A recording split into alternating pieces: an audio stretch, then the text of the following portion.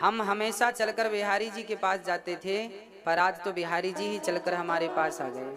यह बिहारी जी की कथा, जहाँ भगवान की कथा है वहीं बिहारी जी है। भगवान कथा से अलग नहीं है। जैसे मिश्री की मिठास को अलग नहीं किया जा सकता, क्या संभव है? जैसे मिश्री की मिठास को अलग नहीं किया जा सकता, जैसे समुद्र के जल से नमक को अलग किया नहीं जा सकता, उसी प्रकार कथा से भगवान को अलग नहीं किया जा सकता। कथा और भगवान यह पर्याय है ना, पर्यायवाची शब्द है। कथा कह दो, भागवत क्या है? भगवान का प्रत्यक्ष कृष्ण एव ही, भगवान का वांगमय स्वरूप श्रीमद् भागवत महापुराण है।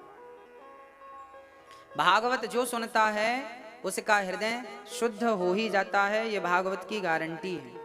आज से आप 7 दिन तक कथा सुनेंगे, ये भागवत जी की छत्र छाया है। आपको जहां जहां ये आवाज पहुंच रही है, ये समझिए कि वहां वहां तक भागवत जी की छत्र छाया है।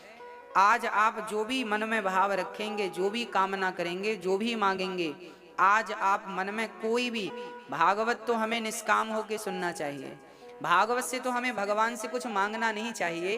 फिर भी यदि आपकी कोई भी इच्छाएं हैं तो आज कह दीजिएगा। मुझे पूर्ण विश्वास है कि 7 दिन जब आप बड़े प्रेम से कथा सुनेंगे तो 7 दिन बाद ही बिहारी जी आपकी समस्त इच्छाओं को पूरा कर देंगे। ये भागवत जी के सामने ही जब कोई झोली फैलाता है तो भागवत जी उसकी झोलियां भर देती हैं। भागवत जी प्राणी मात्र का कल्याण करने वाली है, जीव मात्र का कल्याण करने वाली है। भागवत में यद धुंधकारी जैसा पापी कथा श्रवण कर लेता है, प्रेत योनि को पाकर, तो उसका भी उद्धार हो जाता है। भागवत जीव मात्र का कल्याण करने वाली हैं। इसलिए आज बरनाला की इस पवित्र धरा पर जब से लॉकडाउन लगा है, तब से पहली बार हम कथा सुनाने के लिए वृंदावन से बाहर आए हैं, और वो पहली धरती बरनाला है। श्री मती कुसुमलता मैया जी ने कथा सुनी, टेकचंद्र जी ने कथा सुनी, और कथा से प्रभावित होकर उन्होंने अपने यहाँ आने का आमंत्रण दिया, और दास ने उस निमंत्रण को स्वीकार करके बिहारी जी को, भागवत जी आपके मध्य आकर आप सभी का कल्याण करना चाहती हैं, इसलिए आइए अब उस कथा का रसपान करें जिस कथा के लिए ये दास आपके मध्य आया है। भागवत 4 अक्षरों से मिलकर बनी है, भागवत। भागवत भा शब्द जो है, आज कथा सुनने के लिए दूर दूर से लोग आए हैं, जिसमें हमारे भैया सुधीर जिंदल जी पानीपत से पधारे हैं। एक बार सुंदर तालियां उन भक्तों के लिए जो बड़ी दूर दूर से कथा का रसपान करने हेतु आते हैं। प्रिय भक्तों, भाके कहे खुल जात भाग जीवन के, गाके कहे ते गुमान मिट जाता है, वाके कहे बल बुद्धि बढ़ जाता है, और ताके कहे तकदीर बदल जाता है। भा शब्द कहने मात्र से प्राणी मात्र का भाग्य खुल जाता है। भागवत क्या खोलने वाली हैं? भाग्य खोलने वाली हैं। जो व्यक्ति भागवत को बड़ी श्रद्धा से श्रवण करता है, केवल कथा को श्रवण करता है, तो भागवत जी उसका भाग्य, सोया हुआ भाग्य खोल देती है ना, सोया हुआ भाग्य खोल देती है। भाके कहे खुल जात भाग जीवन के, जीवन का भाग्य खोलना हो तो भागवत की शरणागति ग्रहण कर लो। गाके कहे थे गुमान मिट जाते हैं, अहंकार मिटाने वाली भागवत है। यदि भागवत सुनकर व्यक्ति का अहंकार नहीं मिटा तो या तो सुनने में कमी रह गई या तो सुनाने में कमी रह गई। भागवत हमेशा व्यक्ति का अहंकार मिटा देती है, अहंकार शून्य हो जाता है।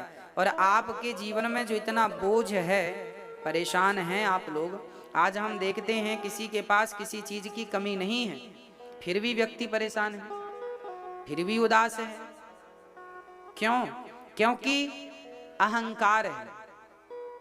जो अहंकार होता है ना मेरी माँ, वो हमें छोटा कर देता है। हम बनते जरूर बड़े हैं कि हम बड़े हैं, पर हम छोटे हो जाते हैं, बौने हो जाते हैं।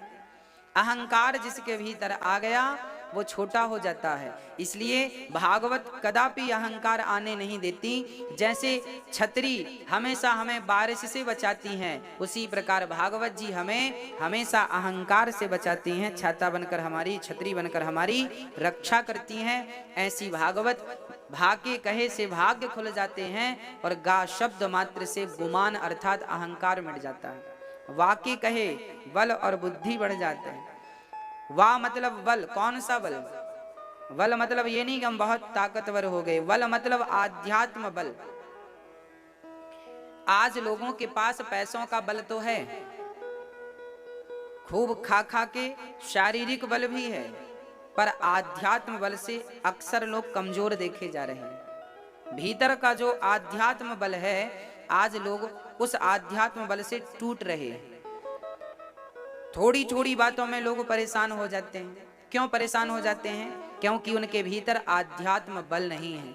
ये आध्यात्म बल क्या होता है, आइए इसको भी हम समझने का और समझाने का प्रयास करते हैं। ये जो आध्यात्म बल है, एक्चुअली ये बल ये है कि एक उदाहरण से हम इस बल को आप तक पहुंचाते हैं। एक व्यक्ति था, उस व्यक्ति का एक्सीडेंट हो गया, उसका एक पांव फ्रैक्चर हो गया। वो जा रहा था भगवान का दर्शन करने, रास्ते में एक्सीडेंट हो गया, हॉस्पिटल पहुंच गया। तब उसके मिलने वाले उसके फ्रेंड लोग आए और दोस्तों ने कहा, देख तू भगवान की भक्ति करता था तो देख तेरा पांव टूट गया। नेगेटिव बात कह दी ना लोगों ने। लोगों ने क्या कह दिया कि तुम भगवान का दर्शन करने जा रहे थे तो एक्सीडेंट हो गया, नहीं जाते तो नहीं होता। लोगों ने उसे नेगेटिव कर दिया, लोगों ने उसके आसपास नकारात्मक ऊर्जा भर दी, नकारात्मक ऊर्जा से उसे भर दिया। तब उस व्यक्ति ने कहा, देखो ये तो भगवान का धन्यवाद है कि मेरा एक ही पांव टूटा, एक्सीडेंट तो ऐसा हुआ था कि मर भी सकता था, पर भगवान की कृपा से उनके दर्शन के लिए जा रहा था, उन्होंने मेरा इतना बड़ा संकट इतने से मैं टाल दिया। ये बिहारी जी की कृपा है। ये है, इसे कहते हैं पॉजिटिव रहना, सकारात्मक सोच इसी को कहते हैं। हम नकारात्मक ना रहें, हम सकारात्मक रहें। हम ये ना सोचें कि हमारे साथ कुछ बुरा हुआ है, हम ये देखें कि उस बुराई में भी अच्छाई क्या है। क्योंकि हमारे ऋषि मुनि, हमारी गीता यही कहती आई हैं कि जो होता है अच्छे के लिए होता है, जो हो रहा है अच्छा हो रहा है, और कल को जो होगा वो भी अच्छा होगा। इसलिए हम वर्तमान को देखकर दुखी ना हो। आज हमारे सामने जैसी भी स्थिति है, जैसी भी सिचुएशन है, हम उस स्थिति में रहकर उस सिचुएशन का बहुत आध्यात्म ऊर्जा के साथ, आध्यात्म बल के साथ उसका डट करके सामना करें। हिम्मत ना हारें। हार जाना हमारी फितरत नहीं होनी चाहिए, है ना मैया जी। भागवत हमें पॉजिटिव करती है, सकारात्मक बनाती है। किसी भी हाल में हमें उदास नहीं होना, किसी भी हाल में हमें हिम्मत नहीं हारना। राम जी जंगल में अकेले थे, रावण ने सीता का हरण कर लिया। अब बताइए क्या राम जी हिम्मत हारे? कोई सामान्य व्यक्ति होता तो हिम्मत हार जाता। अब देखिए कितनी बड़ी चुनौती थी। पहली बात तो सीता का हरण किसने किया है यही नहीं पता था राम जी को। फिर जैसे तैसे पता चला कि रावण लेके गया है, तो अब रावण रहता कहाँ है ये पता नहीं चला। जटायु ने बताया कि रावण ले गया है, पर रावण रहता कहाँ है ये भी तो पता हो। चलो अब जैसे तैसे पता चल गया कि रावण लंका के उस पार रहता है, समुद्र के उस पार रहता है। तो अब समस्या ये है कि इतना बड़ा समुद्र पार कौन करेगा? क्या राम के जीवन में चुनौतियां कम थीं? आप कहते हैं महाराज जी हमारे जीवन में चुनौतियां ज्यादा है, संघर्ष ज्यादा है, कंपटीशन ज्यादा है। तो बताओ क्या राम के जीवन में संघर्ष नहीं था? क्या राम के जीवन में चुनौतियां नहीं थी? क्या उन्होंने उन चुनौतियों से डट के सामना नहीं किया? क्या वो हिम्मत हार गए? हमारी भागवत सदा आपको पॉजिटिव करती है। जैसे हमारे राम समुद्र के किनारे पहुंच गए तो पहले तो समुद्र से प्रार्थना की कि हमें जाने का रास्ता दो। और जब समुद्र नहीं, अब देखो, जब समुद्र ने जाने का रास्ता नहीं दिया तो राम जी ने आग्नेय अस्त्र साध लिया। विनय न मानत जलधि जड़ गए 3 दिन बीत, बोले राम सकोप तब भय बिन हो ही न प्रीत। तब राम जी ने बाण चढ़ाया और समुद्र को सुखाने के लिए बाण छोड़ना चाहते थे। तब पाही माम कह के प्रकट हो गए समुद्र जी। कहने लगे प्रभु हमारे अपराधों को क्षमा कर दो, आने में बड़ी देर हो गई। भगवान बोले हमें लंका जाना। देखिए राम जी पहले हाथ जोड़ के काम कराना चाहते हैं, जब हाथ जोड़ने से काम नहीं चला तो धनुष उठा लिया, और जब धनुष उठाया तो धनुष की टंकार सुनकर के समुद्र डर गए, हाथ जोड़कर आए। उन्होंने उपाय बताया कि आपके यहाँ नल और नील हैं, वो पत्थर डालेंगे समुद्र पर तो उनका डाला हुआ पत्थर पानी में डूबता नहीं है। लो राम जी का काम बन गया। अब देखिए कितनी चुनौतियां थी, समुद्र में सेतु बनाना है। अब देखिए वहां भी दिमाग लगाया, एक पत्थर को हमने जहां डाल दिया वो वहीं रुक जाता था, एक पत्थर को यहां डाला और एक को 4 फीट आगे डाला तो अब बीच में 4 फीट का गैप हो गया। अब वो गैप कैसे भरेंगे? तब एक उपाय सूझा। उन पत्थरों पर, एक पत्थर पर रा लिखा गया, दूसरे पत्थर पर मां लिखा गया। क्या लिखा गया? रा और मां। तो जिस पत्थर में रा लिखा था उस पत्थर ने मां वाले पत्थर को पकड़ लिया, तो राम राम हो गया पूरे समुद्र में और सारी सेना पार हो गई। वो पत्थर भी जुड़ गया और वो पत्थर भी डूबा नहीं, राम नाम के बल पर। इसलिए जीवन में चुनौती तो राम जी के जीवन में भी चुनौतियां थी, पर राम जी बिना हारे बिना थके अपने लक्ष्य की तरफ बढ़ते रहे। आप भी यह भागवत सुनकर बिना हारे बिना रुके बिना थके अपने लक्ष्य की तरफ चलें। कितना भी संकट आए, कोई लाख आपके साथ बुरा करे, पर फिर भी आपके साथ कभी ना कभी बिहारी जी अच्छा करेंगे। तब अच्छा करेंगे जब आप बिहारी जी से जुड़ कर के रहेंगे। बस भगवान से संबंध बनाए रखिएगा। रावण ने जब तक विभीषण से संबंध बनाए रखा तब तक रावण सुरक्षित था, पर रावण ने विभीषण का त्याग किया। उसी दिन रावण जब ही विभीषण त्यागा, भयं विभव बिनु तवहि अभागा। रावण उसी दिन अभागी हो गया जिस दिन उसने विभीषण का त्याग किया। या तो भगवान से जुड़िए या तो भगवान के भक्तों से जुड़िए, क्योंकि इसी से गति है, इसी से कल्याण है। हाँ, हम सबको किसी भी प्रकार से भगवान से जुड़ना है और यही आध्यात्म बल है। और इस बल को पुष्ट कौन करती है? भागवत जी पुष्ट करती हैं। वाके कहे बल बुद्धि बढ़ जात है, ताके कहे तकदीर बदल जात है। यदि अपनी तकदीर बदलना चाहता है कोई तो भागवत की शरणागति ग्रहण कर लो। भागवत श्रवण करने मात्र से प्राणी का उद्धार हो जाता है। अच्छा, आज के जमाने में जहां सब लोग साइंस को जानते हैं, ये बात पर बिलीव करना थोड़ा कठिन है कि भागवत सुनने से उद्धार कैसे हो जाता है। आइए हम इसको भी स्पष्ट रूप से समझाएं, बिल्कुल साइंटिफिक समझाते हैं, क्योंकि आज आप सभी पढ़े लिखे हैं, समझदार हैं। शास्त्र हजारों साल पहले लिखे गए हैं। उस जमाने में भी आज की दृष्टि को, आज के विचारों को, आज का माहौल देखकर इन ग्रंथों को हमारे ऋषि मुनियों ने हम सबके कल्याण के लिए तैयार किया है। आइए समझते हैं कि भागवत से आज का क्या संबंध है। आज के मैया जी, आप पंजाब में पता नहीं ये लोग थे या नहीं, पर मैं जिन लोगों को जानता हूं उनका परिचय आपसे कराता हूं।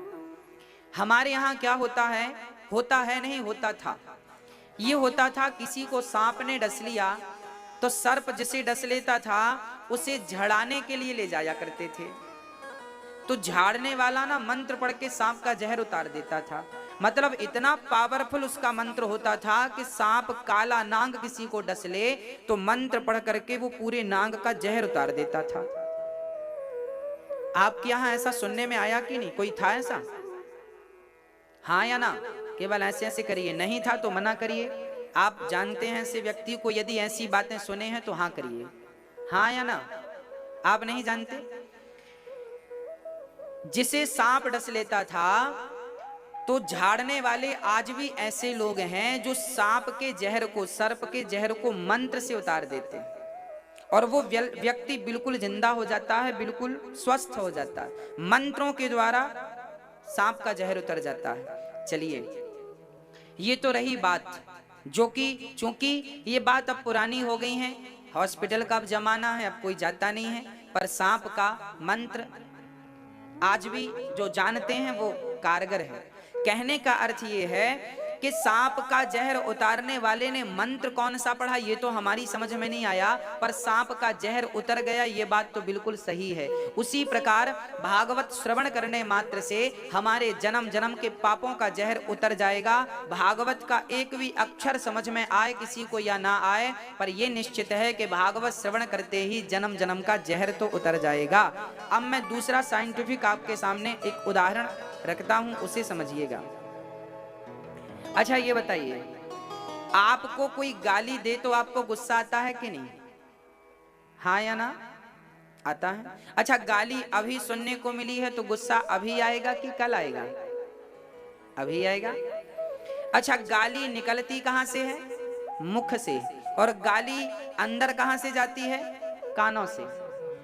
गाली देने वाला मुख से बोलता है, सुनने वाला कानों से सुनता हो। गाली आपने दी तो गुस्सा तुरंत आएगा, मन अशांत हो जाएगा, शांति समाप्त हो जाएगी।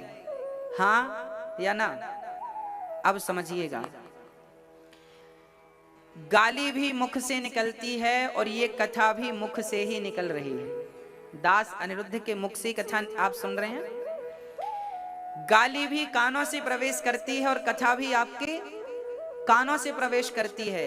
अब देखिएगा, यदि गाली मन को अशांत कर सकती है, गाली का प्रभाव तुरंत देखने को मिलता है, तो कथा मन को शांत करती है, कथा का प्रभाव भी देखने को मिलता है। बस इसे कोई बड़ी श्रद्धा से सुने तब तो काम करेगी। कथा प्राणी मात्र का जीवन बदल देती है। जो व्यक्ति से सुन लेता है उसका सारा कष्ट समाप्त हो जाता है। भागवत जी के एक एक श्लोक आपको, जैसे हम लोग गुरुवाणी सुनते हैं या पढ़ते हैं, कई बार गुरुवाणी सुनने में और पढ़ने में कई बार इतने कठिन शब्द होते हैं कि हमें समझ नहीं आते कि इनका अर्थ क्या होगा, पर वो शब्द हमारे भीतर जाते हैं तो हमारा कल्याण करते हैं कि नहीं? गीता का शब्द हमारी समझ में आए या ना आए, पर हमारा कल्याण करता है। उसी प्रकार भागवत जी में 18,000 श्लोक हैं। एक एक श्लोक प्राणी मात्र का कल्याण करने के लिए बिल्कुल तैयार है। जैसे आग की एक इतनी सी चिंगारी बड़े से बड़े ढेर को जलाकर खाक कर देती है, उसी प्रकार भागवत का एक शब्द प्राणी मात्र के जीवन का समस्त पाप जला करके भस्म करने की ताकत रखता है। ये भागवत की महिमा है। सच्चिदानंद रूपाय विश्वोत्पत्त्यादि हेतवे तापत्रय विनाशाय श्री कृष्णाय वयं नुमः। भागवत में कितना बढ़िया उपाख्यान है। भगवान कैसे हैं? भगवान कैसे हैं? सच्चिदानंद रूपाय।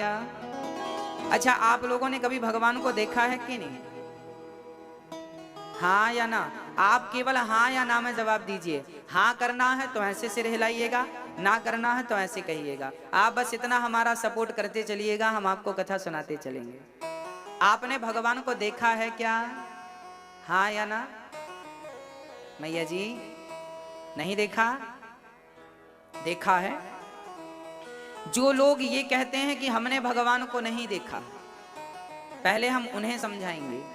जो लोग ये कहते हैं कि हमने भगवान को नहीं देखा, उनसे हम निवेदन करते हैं कि भैया जी ये बैठे हैं भगवान, आप देख लीजिएगा।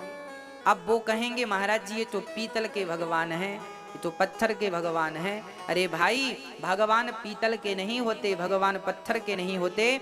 भगवान कहाँ होते हैं आपको पता है? कहाँ होते हैं मैया? आप क्या कह रहे हैं? भगवान कहाँ होते हैं? यहां होते हैं, यहां तो यहां होते हैं तो फिर एक्सरा कराना पड़ेगा। यदि आप कहेंगे कि भगवान यहां है, छाती में, हृदय में, तो फिर एक्सरा करा के देखना पड़ेगा कि है या नहीं। भगवान ना तो हृदय में होते हैं, ना तो मंदिर में होते हैं, ना तो मूर्ति में होते हैं, ना तो तीर्थों में होते हैं। भगवान होते हैं सिर्फ भक्त के विश्वास में। यदि विश्वास है तो भगवान सब जगह है, और विश्वास नहीं है तो भगवान कहीं नहीं है। ये ठाकुर जी हैं, ये भगवान है। ये भगवान है किनके लिए? जिन्हें विश्वास है उन्हीं के लिए तो भगवान है, जिन्हें विश्वास नहीं उनके लिए तो पीतल है। भाई बिहारी जी किनके लिए भगवान है? जिनको बिहारी जी पर विश्वास है। अब विश्वास ही नहीं है तो फिर उनके लिए तो केवल पत्थर है। तो भगवान केवल विश्वास का सब्जेक्ट है। प्रहलाद जी ने कहा इस खंबे पर भगवान है। प्रहलाद जी ने विश्वास से कहा कि खंबे पर भगवान है, तो भक्त का विश्वास टूट ना जाए इसलिए भगवान खंबा चीर कर प्रकट हो गए कि मेरे भक्त का विश्वास ना टूट जाए। भगवान सदा अपने भक्तों की विश्वास की रक्षा करते हैं। भगवान सदा अपने भक्तों के विश्वास की क्या करते हैं मेरी माँ? रक्षा करते हैं। इसलिए भगवान पर केवल विश्वास करना सीखिए। क्या करना सीखिए? विश्वास कीजिए। अच्छा एक बात बताओ, पुरुषों से प्रश्न है मेरा, जब आप शेविंग कराने जाते हैं दुकान, तो आप तो चेयर पे बड़ी आराम से बैठ जाते हैं, नेत्र बंद कर लेते हैं और आपके गालों में छुरा चलता है, हाँ या ना? गालों में उस तरह चलता ना। अब बताइए कोई आपके गालों में छुरा चला रहा है और आप आंख बंद किए, बोलो क्यों? क्योंकि आपको विश्वास है कि ये मुझे चोट लगने नहीं देगा। ये जो है शेविंग करने बनाने वाला, ये मुझे चोट लगने नहीं देगा। ये आपका क्या है? विश्वास है। अरे भाई एक सामान्य से शेविंग वाले पे आप विश्वास कर लेते हैं, तो भगवान पर विश्वास करने में हर्ज क्या है? भगवान पे भी विश्वास कर लो ना कि यही हम सबके माता पिता हैं। कह दो ना एक बार के प्रभु मैं आपका, आप मेरे। यदि हम रिक्शे वाले पर विश्वास कर लेते हैं, भाई साहब हमें जरा फलानी जगह छोड़ देना, रिक्शा वाला बोला बैठ जाओ, आप बिल्कुल शांति से बैठ गए, नींद आ रही है तो आंखें बंद कर लिए, आपका विश्वास ही तो है, हाँ या ना? यदि हम रिक्शे वाले पर विश्वास कर लेते हैं, शेविंग बनाने वाले पर विश्वास कर लेते हैं, अरे हम तो सामान्य लोगों पर कई बार विश्वास कर लेते हैं। यदि हम सामान्य लोगों पर विश्वास कर लेते हैं तो मेरी प्रार्थना है, मेरे कहने से एक बार भगवान पर विश्वास करके देखिएगा, बिहारी जी के चरणों पर विश्वास करके देखिएगा, और जितना विश्वास अभी आपको है इससे ज्यादा विश्वास की जरूरत पड़ेगी। यदि विश्वास है तो भगवान हैं, और विश्वास नहीं है, शास्त्र ये नहीं कहते कि भगवान यहां है, शास्त्र तो ये कहते हैं कि पहले आप विश्वास करो। यदि विश्वास है तो भगवान माता में भी भगवान है, पिता में भी भगवान है, स्त्री में भी भगवान है, पुरुष में भी भगवान है। सर्वम खलविदम ब्रह्मा, इस दुनिया में भगवान के सिवा क्या है? पर अज्ञानवश हमें भगवान नजर कहां आते हैं? एक छोटे से उदाहरण से हम आपको समझाते हैं। अच्छा आप ये बताइए कि आपने जो गोल्ड पहन रखा है, फॉर एग्जाम्पल ये देखिए, बताइए ये क्या है? बताइए, जोर से बोलिए, जोर से बोलिए। आप में से अधिकांश लोग यही कहेंगे ये अंगूठी है, आप में से अधिकांश लोग यही कहते हैं ये हार है, आप में से अधिकांश लोग यही कहते हैं ये बाले हैं, ये बिंदिया है, ये वो है। हम आभूषणों का नाम लेते हैं, हम कहते हैं कि ये वस्त्र है, हम कहते हैं ये कपड़ा है, ये वस्त्र है, पर सच्चाई ये नहीं है। अभी आपसे पूछा जाए ये क्या है तो आप यही कहेंगे ना ये वस्त्र है, कपड़ा है, हाँ या ना? परंतु ये कपड़ा नहीं है, ये वस्त्र नहीं है, तो फिर क्या है? ये सिर्फ धागा है। एक एक धागा यदि हम निकालेंगे तो ना कपड़ा रह जाएगा, ना शॉल रह जाएगी, ना वस्त्र रह जाएगा, ना चुनरी रह जाएगी, ना साड़ी रह जाएगा। ना गमछा रह जाएगा, क्या रहेगा? एक एक धागा यदि हम निकाल दें तो बचेगा क्या? जैसे ये है तो धागा, पर दिखने में ऐसा लगता है ये वस्त्र है, और हम लोग कहते भी हैं ये वस्त्र है, कहते भी हैं ये शॉल है, कहते हैं ये साड़ी है, कहते हैं ये सूट है, परंतु एक एक धागा निकाल दो तो बचता क्या है? कुछ भी नहीं। जैसे धागे का ही एक नाम वस्त्र है, उसी प्रकार जैसे धागों के समूह को हम वस्त्र कहते हैं, उसी प्रकार परमात्मा ही ये संसार बन करके खड़ा है। जैसे धागा ही वस्त्र बन गया, उसी प्रकार परमात्मा ही ये संसार के रूप में दिखाई पड़ता है। ये संसार जैसा कुछ नहीं है, भगवान ही संसार है। जैसे अंगूठी है, बाले हैं, हार है, करधन है, पायल है, बिछिया है, आभूषण अनेक हो सकते हैं, पर सब में एक ही चीज है, सोना। उसी प्रकार स्त्री पुरुष जीव जंतु नाना प्रकार के रंग रूप आकार नाम सब अलग अलग हो सकते हैं, पर सब में एक ही परमात्मा समाया है। उस एक परमात्मा के अतिरिक्त इस सृष्टि में कुछ भी नहीं है। ये तो देखने का नजरिया है। हम लोग कहते हैं ये दरवाजा है, वो दरवाजा नहीं है, पूरा का पूरा लकड़ी का एक ढांचा है। आपके घर में जिसे आप दरवाजा कहते हैं वो क्या है? लकड़ी ही तो है, हाँ या ना? लकड़ी का है तो लकड़ी का, स्टील का है तो स्टील का, लोहे का है तो लोहे का, पर हम कहते क्या है? दरवाजा कहते हैं। हम तो ये नहीं कहते भैया लकड़ी खोलना ना, व्यवहार जगत में हम कहते हैं दरवाजा खोलना, जबकि वो दरवाजा नहीं है, केवल एक लकड़ी है। लकड़ी की एक आकृति को हमने नाम दिया है दरवाजा। उसी प्रकार परमात्मा की एक आकृति का नाम हम लोगों ने दिया है संसार। ये संसार कुछ नहीं है, परमात्मा की ही आकृति को हम संसार कहते हैं। उस परमात्मा के अतिरिक्त इस सृष्टि में कुछ भी नहीं है, इसलिए वह सत्य है। क्या लिखा है उनके बारे में? सच्चिदानंद रूपाय, ईश्वर सत्य है। अच्छा एक बात बताओ, आप लोग जब सोते हैं तो आप स्वप्न देखते हैं। आपने सपना देखा कि आप राजा हैं, रंक हैं, दौड़ रहे हैं, रो रहे हैं, हंस रहे हैं। आपने स्वप्न में जो देखा वो स्वप्न टूटता कब है? मैया जी, ओ मेरी माँ, स्वप्न कब टूटता है? जब हमारी आंखें खुलती हैं। ध्यान से सुनिएगा, जब हमारी आंखें खुलती हैं तो हम देखते हैं कि ये सपना था। आंख खुलते ही रात्रि का स्वप्न टूट जाता है। और ये भी याद रखिएगा कि जिस दिन हमारी आंखें सदा सदा के लिए बंद हो जाएंगी, उस दिन ये जगत का सपना भी टूट जाएगा। आंख खुली तो रात का सपना टूटा, और आंखें बंद होंगी तो ये दिन का सपना भी टूट जाएगा। ना वो अपना ना ये अपना, फिर अपना क्या? बोले सत हरि भजन जगत सब सपना। एक भगवान को छोड़कर सब मिथ्या है, सब झूठा है, केवल भगवान सच्चे हैं। ये दुनिया झूठी है, भगवान सच्चे हैं। हम केवल यही बताने आए हैं आपको।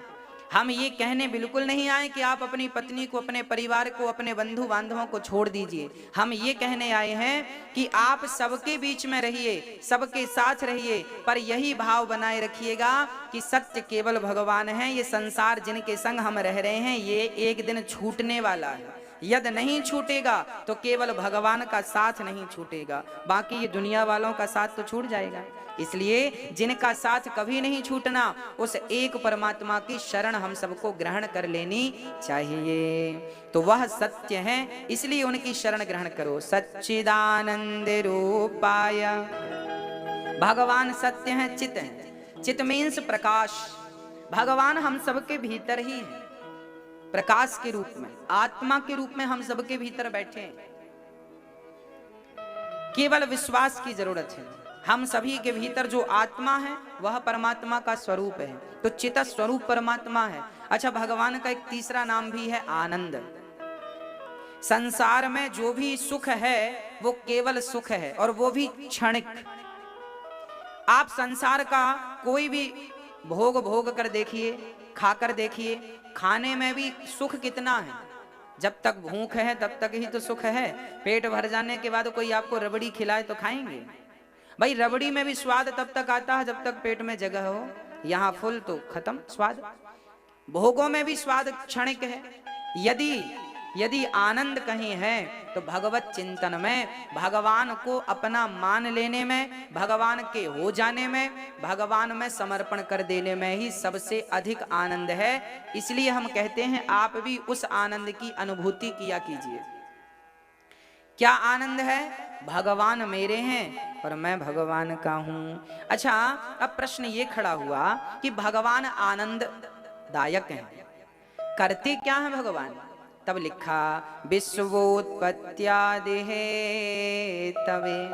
भगवान विश्व की उत्पत्ति करते हैं, पालन करते हैं और संहार कर देते हैं। भगवान क्या करते हैं? दुनिया को, हाँ, ये दुनिया को बनाना, बना के फिर चलाना, ये दुनिया को बनाना, बना के फिर चलाना, बस इसी का काम है, बड़ा जबरदस्त इसका इंतजाम है। ये भगवान की दुनिया बड़ी अजीब है। एक सज्जन ने हमसे पूछा, महाराज जी ये बताओ भगवान है इसका सबूत क्या है? एक सज्जन ने हमसे ईश्वर का प्रूफ मांगा, सबूत मांगा, ईश्वर है इसका सबूत